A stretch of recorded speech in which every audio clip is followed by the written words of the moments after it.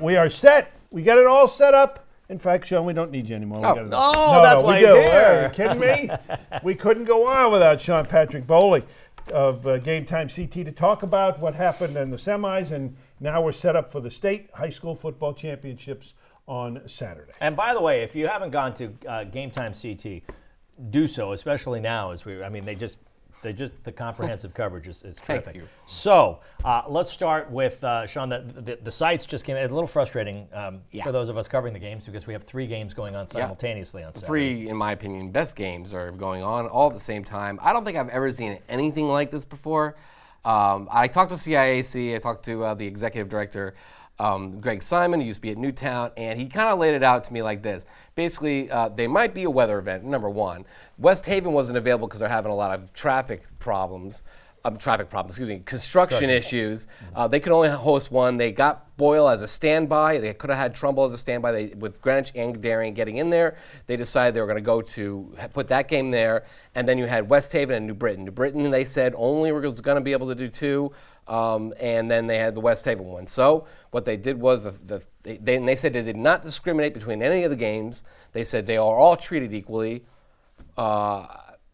Which I argue with them a little bit on, but they put the Barlow game as a standalone. I would have liked to have seen Hand there. I think that has a lot more interest, but they said the travel times from Killingly and so on. So the fact that it was weather related, that's why everything they want to keep, in case there's any problems with that, they want to keep the afternoons, maybe even Sunday open, and get the games done as quick as possible for the kids' sake. So there you go. So that said, let's start with Class S. This is one of those games, and as you look game by game, you go, wow, okay, this is Class S. It's great, right? Which is why it's so frustrating, by the way. Yeah, of course, right? It worked out all chalk here. Number 2, St. Joe's versus Ansonia. This is the 11 a.m. game, one of 3 11 a.m. games at West Haven's Kent Strong Stadium. So let's break this down because St. Joe's did what we all expected St. Joe's to do over the weekend in a semifinal game. Win big. Yeah, I thought they were actually going to be. I thought Rocky Hill would maybe contend a little bit more, but it just shows you how powerful St. Joe's and they got that. They fought, after St. Joe's took the opening kick and scored. Right, on they the fumbled kickoff. right away.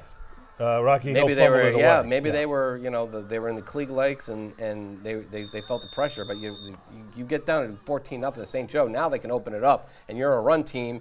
It was really tough for Mark Fritz's crew, and they had to actually walking out of there and been wondering like, what the heck? This isn't a Class S team. I think you got a lot of people saying that, but hey, that's the way that they're put in this year, and now we have basically what it is basically a dream matchup. The Catholic school from the FCAC versus Ansonia out of the NVL. People have been waiting for this one all year. So we had Coach Joe De La Vecchia in last week talking a little about his team, and I said, considering that you're playing FCAC teams, which are mostly double L or L schools. 2 of them which are in the finals. Exactly, right? Considering that you're playing FCAC teams all season long, how well does this prepare you to take on an S team once you get to the playoffs? He didn't really want to go there, but it was obvious, it prepares you well. You're playing Darien, you're playing New Canaan, you're Ridgefield, you're playing the top teams in the state.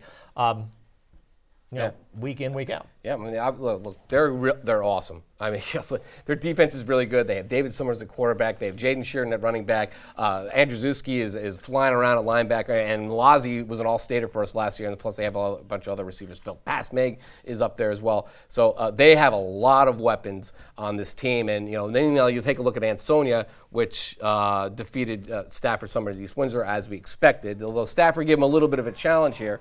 Dobbs got stopped in 4th down early. They had a couple of 4th down stops, and but once Dobbs got and the Ansonia offense got chugging, it was off the races with them.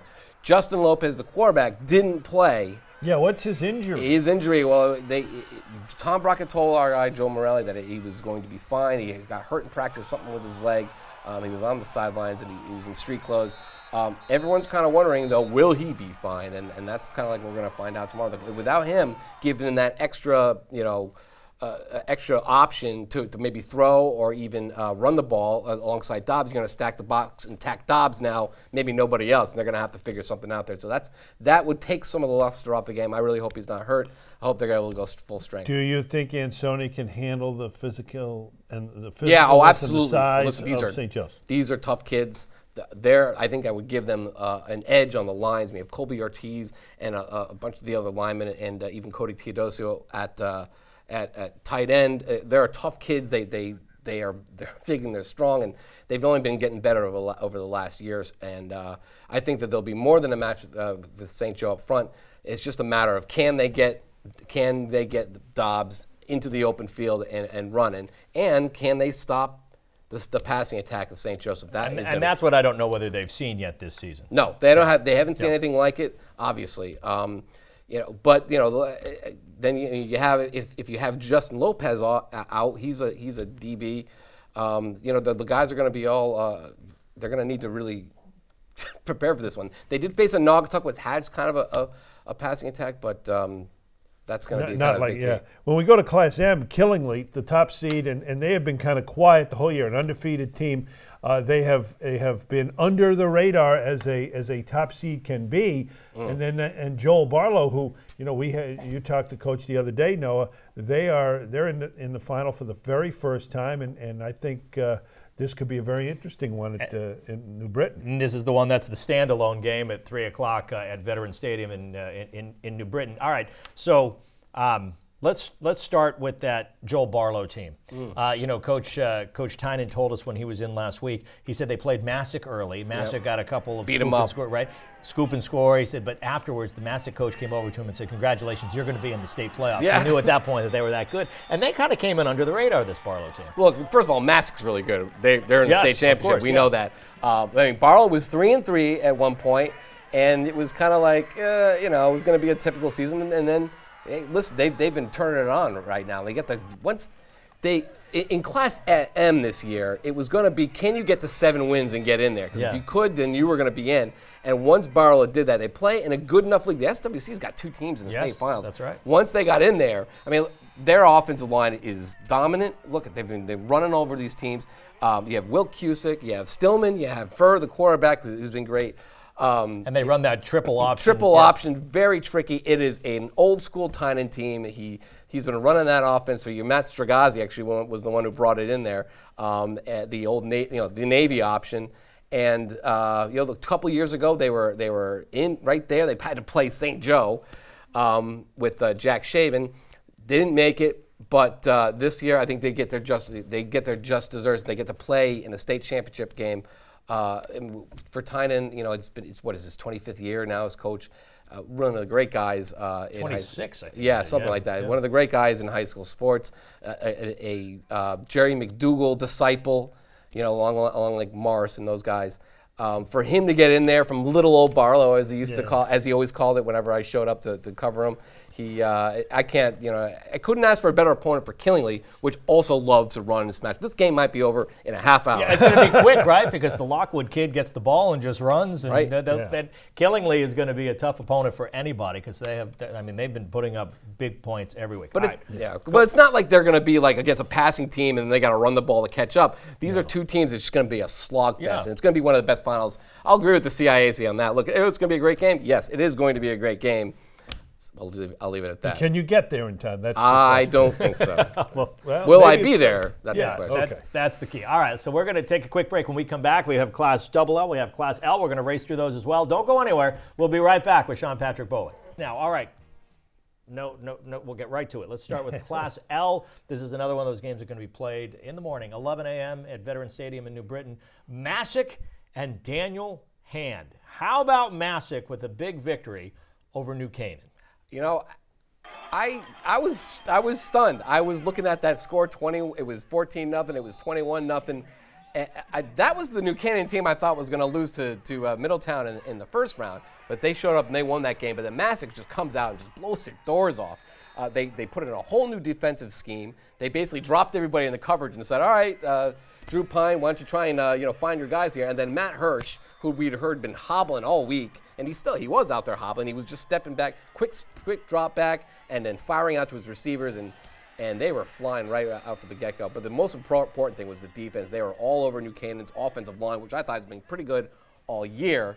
And there's Hirsch just firing the touchdown pass. We're not a touchdown pass, but and they were just dominant from start to finish. New Canaan made it a cosmetic score at the end.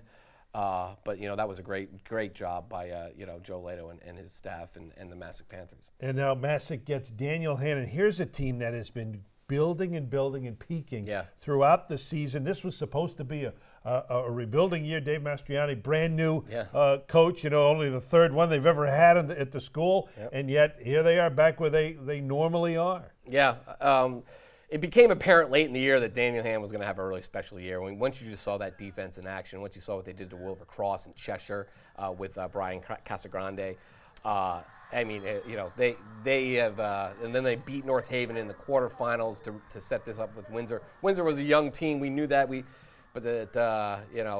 Against Hand at the Surf Club with the way that team has been playing lately, they are going to be a tough matchup for Masuk. The defense, again, has just been there's Casagrande, number 8, just absolutely crushing it. He's a bona fide first-team All-Stater, in my humble opinion. And good to know. You're welcome. The rest of the team, he's got a lot of guys back there. Ryan Cody and Bartosik, and it's a really fantastic defense, and I can't wait to see how they do. They also have Ian Butler, who's got like 9 interceptions, maybe 10 at this point. I haven't really been keeping up, but go against Matt Hirsch and the Masuk offense. And if that Masuk defense shows up, they're going to give Phoenix Billings and the Masuk, and the Hand offense a little trouble too. But Casagrande is filling in at running back now, and he's just rolling people over. Oh. So, that's going to be a tremendous game. If you got one to pick from and you want to see 2, you can't ask for anything better than that one, too. Which leads us up to the Class L game. They're keeping this one in Stamford for the 2 Fairfield County teams, lower Fairfield County teams. Darien somehow getting the number 3 seed after that Thanksgiving Day loss to New Canaan, taking on top-seeded Greenwich at Stamford's Boyle Stadium. These are 2 teams out of the FCAC that did not play each other during the regular season. But, Darien gets a really solid West Haven team, and the defense really holds strong, and that Darien team plays well. The thing that impressed me most about Darien was their interior linemen, or their linemen. Their defensive linemen really did not allow West Haven's offensive line to open up holes to get Godfrey and Chance and the rest of the guys loose. There was 1 or 2 busted plays, but that was about it. They smothered them. And because West Haven does have trouble throwing the ball, that was a matchup that worked in their favor. There were a few. This is one of those busted plays you're talking about. Yeah, this one right here. I actually I got knocked over by a ref here, if you can see it. I don't know if you can. You probably out of frame. And then I got yelled at. But yeah, that was Jake Conlon getting up there, and here comes Godfrey over the top. He was tremendous. On a bum ankle, too, right? On a bum ankle. He's just a great football And he didn't player, even know. He's just a tremendous football player. He had 2 touchdowns. That was a big one right there. He had a couple one interception in the end zone. But the defense. Connor Tangen, the defense. Darien was missing some guys. We all know about what they were doing. They had the 2 guys missing. And one of them came back, but the defense, again, the linemen, the linebackers, a lot of those guys are tough as any team I in love the state. that Colin Fay, that number 44 for Darien. Fay is great. Yeah. Mike Neary is awesome as a lineman. They plugged the gaps up, and they had West Haven scrambling. If we were only for a couple of bust plays, that might have been a different game. But West Haven hung in there. Godfrey was tremendous. Almost gave him a shot to win that, but Darien moves on to play Greenwich in the de facto FCAC championship game. Right. But they don't play that anymore. Greenwich put that up on the saying, we're the FCAC champions. Now Darien comes in saying, hold on, let's play for this one for real. Well, and now you got John Marinelli, first time as a head coach. Of course, he was on his dad's staff so many times in the state finals with Lou. But you think he and Lou are spending some late nights talking about how to get ready for Darien? I guarantee it. I know that if anything that Darien, New Canaan can do to help Greenwich out and Johnny Marinelli out with this Darien team and end their streak, they are glad to do it. I'm sure. Really help. They're out, so they can. I'm sure they're having a pizza party right now over at Lou's house. Maybe the Greenwich staff going over, or maybe John's house. Who knows? And they're going to be banging their heads together to figure out how to stop this Darien team. Well, Greenwich's defense allowed just 1 touchdown to South Windsor over the weekend.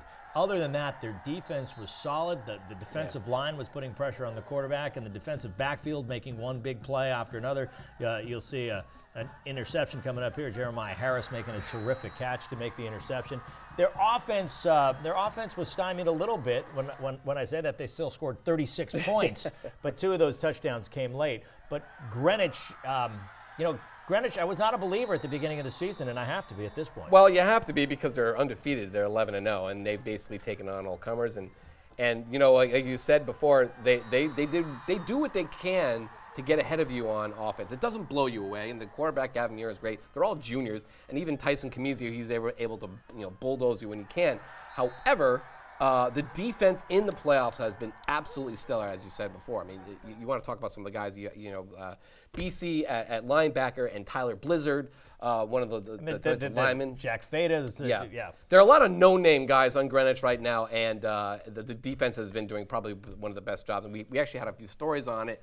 But even so, you look statewide, you hear a lot about Hand's defense, you hear a lot about Darien's defense, which is tremendous. Don't sell Greenwich's defense short. So that should be a tremendous matchup, because Darien's offense wasn't great. I mean, Joyce threw 2 pickoffs in the end zone against West Haven. I mean, granted, that was Godfrey and Mike Charlton making some great plays, but they made some offensive mistakes, and they couldn't really move the ball unless it was Joyce maybe running like quarterback draws and things like that. So they have some issues. They've had offensive issues all year, even without the suspensions. So, but the defense is really what makes them go, and that's going to be a tremendous. I mean, it might be a 7-3 game, or maybe like something. I don't know. Something. When you speak about head coaches, there are 5 head coaches in these playoffs. This is their first state championship game. You're talking about Tynan, Chad Neal at Killingly, what's his name? Who else? Give me some more. Marinelli. Right. Lato.